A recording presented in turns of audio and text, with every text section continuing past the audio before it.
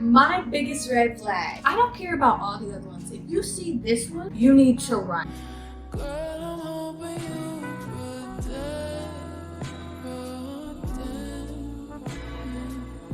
Hello and welcome back to With the Tea. My name is Tatiana, and on this channel we discuss growth, business, and self-improvement. And I just want to put a disclaimer out there and say, love who you want to love. This advice is just what red flags I see in relationships and how they disrupt your health. And so with these red flags, when you're dating, in relationships, with your friends, co-workers, or family members, when you see these, take precaution and understand that they will affect your health, okay? Red flags typically occur when we are in the honeymoon stage. I believe we're so happy and we're so full of dopamine that we can't even comprehend what is happening right now.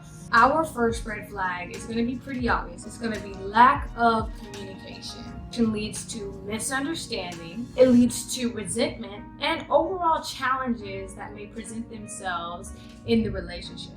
When you leave conflict in your relationship without talking, you don't allow an open dialogue, causing tension, which ultimately leads to damage, trust, and stability.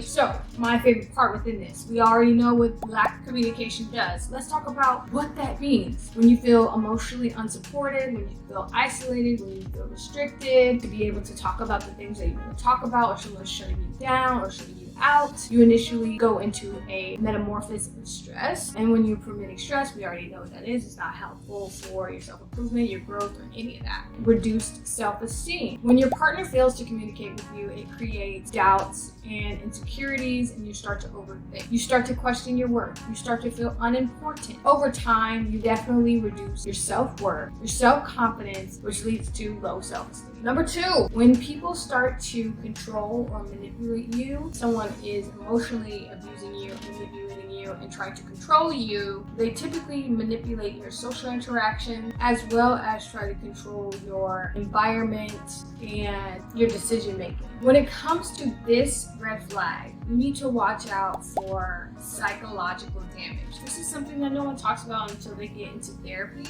The psychological damage comes from not being able to trust yourself. You're relying on someone that has manipulated you or controlled you so much to the point where you can't even rely on your own instincts anymore. When you're enduring this red flag, you feel you're powerless and you have lost a sense of your identity because someone has been controlling you or telling you what is what for so long. Self-esteem and self-confidence play a huge role when someone is trying to control, manipulate you. So watch out for that big red flag. Number three, obviously one that I cannot miss, dishonesty and deceit. Y'all ever meet somebody that lied because the wind blowing?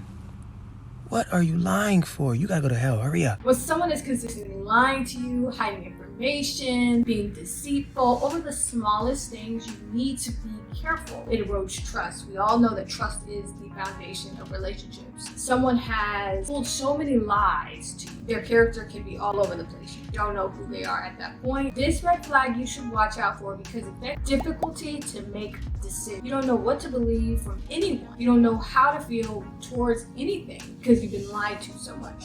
Watch that, okay? It affects your health with your decision making and also the fear of more lies. My biggest red flag. I don't care about all the other ones. If you see this one, you need to run. In my personal opinion, run. So this is going to be lack of empathy and lack of support. I crave a man that can support me, go through and feel how I'm feeling, put himself in my shoes and feel how I'm feeling. And that's essentially what empathy is. Or if someone doesn't support you, you can have somebody sitting right next to you. Sitting right there, he laid up, he driving you around, he buying you things, he's treating you well, but he doesn't support you because what? He's jealous of you. He secretly envies you. Because guess what? You're gonna be stuck. You're gonna be stuck with no growth. He's gonna always keep you there. He doesn't support you, and why would he support you if he feels inferior to you? This is why it's number one, okay? So when you are experiencing someone who doesn't show any support towards you or doesn't show any empathy towards you, you start to feel emotionally distressed. You start to feel more anxious than not. You start to feel invalidated, feel neglected. isolated and lonely.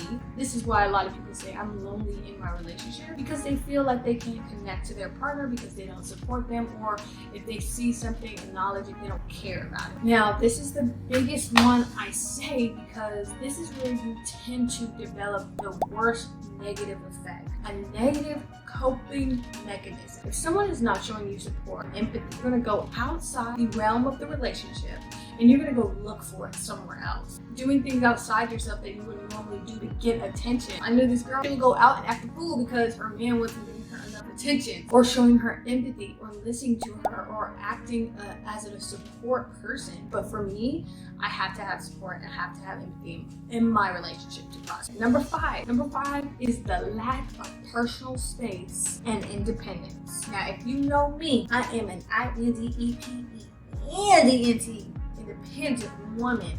And when I go into a relationship, I want to feel as though I am a contributor of a whole person. We're not leaning on each other. We are building up, as two people. I've always heard of the saying, it takes two whole people to be in a relationship to create wealth, abundance, and love. If you're always in your man's face, if you're always leaning on him, or he's always leaning on you, and he's always to the point not letting you do things outside of yourself, not letting you have your self-reflection time or self-evaluation time, self-care time, be with your friends, your family. If that's what's happening, that's a red flag. It increases anxiety. Also, when you create that instance in your relationship, you are typically hyper vigilant, meaning you're always on your toes, always feel like you're walking on eggshells, and that's never fun. You start to feel uneasy, unstable, and regretful of even being in a relationship where you can't even be yourself. If you can't get outside this man or this woman to get into your own space, you will feel like you're stagnant. You will feel like you're not able to grow. You will feel like you're missing something. Or self-reflection is truly crucial when you are in your own space, or even in a relationship. When you create a relationship imbalance, you are telling yourself, okay, well, don't have time to cater to myself. I don't have time to be with myself. You initially lose out on growth. 5 red flags, scary red flags that you need to watch out for that affect your health. So this is for your knowledge. You use that at your own discretion, okay? Thank you for tuning in. I'll see you next week. Bye.